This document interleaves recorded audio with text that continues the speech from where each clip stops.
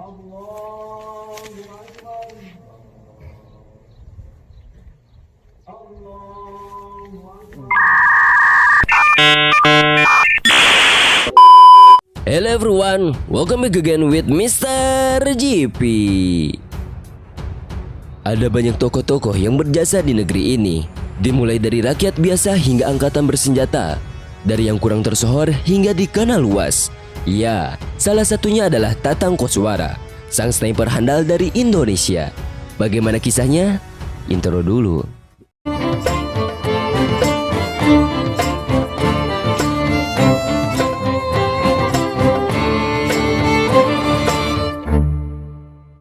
Tatang Koswara merupakan seorang sniper atau penembak jitu terbaik yang pernah dimiliki TNI. Namanya sampai tercatat dalam buku Sniper Training Techniques and Weapon karya Peter Brocksmith terbitan 2000.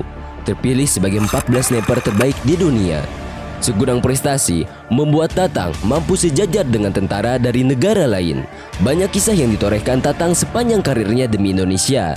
Namun, prestasi yang ditorehkannya itu tak berbanding lurus dengan kondisi ekonominya. Tatang hidup pas-pasan hingga mengakhiri masa tugas sebagai prajurit TNI. Namun demikian, dia tetap berlapang dada. Dia menilai prestasi yang ditorehkan sebagai bukti bakti demi negara. Nah, berikut ini dia beberapa kisah hidup tentang Tatang Koswara. Sniper legendaris Indonesia. Tatang merupakan satu-satunya sniper Indonesia yang diakui dunia. Namun demikian, uang pensiun yang diperolehnya sebagai peltu atau pembantu letnan 1 itu tidaklah besar. Pria kelahiran 12 Desember 1946 itu akhirnya membuka warung makan di lingkungan Kodiklat TNI Angkatan Darat di Bandung demi untuk mencukupi kebutuhan hidup. Dia resmi menjadi sniper tahun 1975. Saat Indonesia masih berkonflik di Timor Timur atau sekarang Timor Leste, Tatang mengikuti pelatihan, mulai kualifikasi raider hingga sniper. Saya jadi sniper sejak masuk tentara, pangkat sersan. Waktu itu, di Indonesia tahun 74 belum memiliki sniper dengan anti teroris. Maka, gagasan waktu itu, Jenderal Pak Hadi, beliau dari mantan komandan Kopassus, waktu itu tahun 74 menggagas 4 kelompok. Saat itu polisi masih menyatu dengan kita, kata Tatang seperti dikutip dari Hitam Putih. Terpilih sebagai penembak jitu legendaris dunia. Tatang mengaku tak menyangka dan tidak tahu bahwa namanya akan mencuat di publik sebagai sniper terbaik di dunia. Keahliannya tersorot hingga ke berbagai negara karena prestasinya selama ikut dalam pertempuran di Timor Timur. Pada saat itu, kita waktu konfrontasi dengan Timor Timur, memang kita pada saat itu mengadakan perlawanan. Sekarang disebut Timor Leste. Saya diajak jadi pengawal pribadi komandan dan satgas, ujar Tatang. Itu nggak tahu kalau dalam perang atau pertempuran dimanapun bisa saja ada wartawan-wartawan luar negeri, imbuhnya. Tatang keluarkan peluru pakai gunting kuku.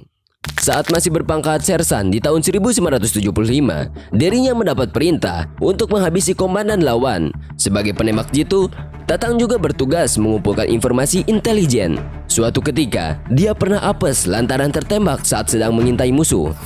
Saya seorang diri mengintai posisi musuh pukul 10 malam. Saat itu, saya mengamati posisi musuh dengan teropong malam untuk memberikan informasi pada pasukan yang akan menyerang keesokan harinya, ungkap Tatang. Tatang lantas menyusup ke daerah lawan. Sampai di lokasi menemukan markas musuh, dia mendekat dan berhenti pada jarak sekitar 300 meter. Kala itu, ia melihat ada seorang komandan sayap militer Partai Fretilin, Valintil, menjadi targetnya. Tanpa menunggu, Tatang langsung membidik, akan tetapi tidak langsung menembak. Saya sudah bidik dia dari malam, tapi sniper itu beda dengan pasukan biasa. Harus sabar, harus cermat dan hati-hati, ujarnya. Pukul 5 pagi, Tatang melihat target bergerak sedikit menjauh dari induk pasukan.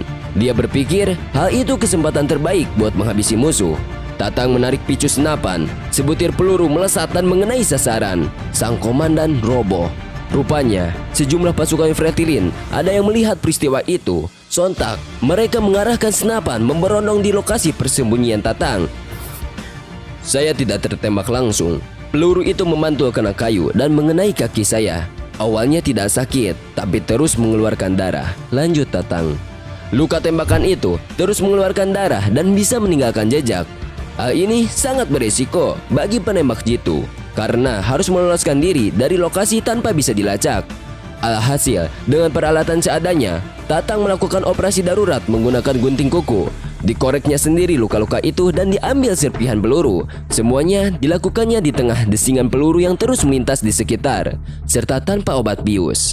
Saya pakai gunting kuku, jelas Tatang. Kisah satu peluru simpanan Tatang. Tatang Koswara menceritakan kisah saat bertugas dalam konflik di Timur Timur. Selepas menjalani penyidikan bersama pasukan khusus Angkatan Darat Amerika Serikat atau dikenal dengan nama Green Berets, Tatang ditugaskan di bawah satuan tugas khusus memburu para pentolan partai Fretilin dan sayap militernya, Valintil. Pernah di dalam suatu misi, dia membawa 50 peluru, 49 peluru dihabiskan untuk menewaskan musuh, termasuk duel dengan sniper lawan. Tetapi Tatang patuh pada doktrin, yaitu sengaja menyimpan sebutir peluru.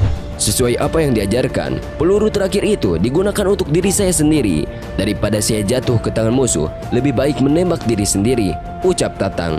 Apabila keadaan terdesak, seorang sniper memang diajarkan menembak diri sendiri daripada tertangkap musuh dan disiksa untuk menggali informasi. Setiap sniper juga wajib menghancurkan senjata miliknya dan memecahkan teleskop bidik bila sudah terkepung. Senjata itu sangat akurat, tak boleh sampai jatuh ke tangan musuh, harus dihancurkan, ujar Tatang. Syukurlah, peluru terakhir itu tak pernah digunakan Tatang. Ia terus berdinas di TNI Angkatan Darat hingga pensiun. Senjata sniper legendaris Tatang Koswara. Kemampuan Tatang menembak jarak jauh ini pernah dipraktikkan dalam operasi militer. Lewat bidikan senapannya, tak terhitung prajurit lawan roboh bersimpah darah di Timur Timur. Keahlian menimang senapang runduk Tatang diperoleh lewat latihan keras. Kemampuan itu masih sempat dipamerkan di usia senjanya. Beltu Tatang Koswara ternyata memakai senjata Winchester 70 seberat 8 kg. Senapan ini diproduksi tahun 1936 di New Haven, Connecticut, Amerika Serikat. Winchester 70 merupakan senapan dengan sistem bolt action, yakni memakai kokang dioperasikan secara manual. Kehebatan senapan ini sudah dikenal sejak 1966 ketika meletus Perang Vietnam. Meninggal setelah menceritakan kisah hidupnya. Tatang Koswara meninggal terkena serangan jantung setelah sebelumnya mengisi acara Hitam Putih. Menurut Deddy Corbuzier, tepat sebelum serangan jantung yang dialaminya, Tatang sempat menemuinya di belakang panggung saat break iklan. Kala itu, Tatang sempatkan mengatakan ada satu yang belum ia ceritakan ke publik saat tertembak di bagian kaki. Saya mengikatnya dengan ikat kepala saya yang menyerupai bendera merah putih dan menyelipkan foto istri saya di situ. Saya mengatakan pada diri saya, bila saya harus mati saat ini, maka buatlah darahku bersimpah di merah putih, tulis Deddy mengutip pernyataan Tatang. Namun akhirnya, Tatang meninggal di saat itu setelah tuntas menceritakan semua perjalanannya dalam hidupnya sebagai pahlawan bangsa yang membanggakan Indonesia. Jenazah Tatang Koswara dikebumikan di Cibaduyut, Jawa Barat pada tanggal 4 Maret tahun 2015. Nah, itu dia fakta-fakta terkait sang sniper legendaris Indonesia, Tatang Koswara. Semoga beliau tenang dan mendapatkan tempat yang mulia di alam sana. Mungkin cukup sekian pada video kali ini. Goodbye everyone, see you next video. Salam Mr. GP.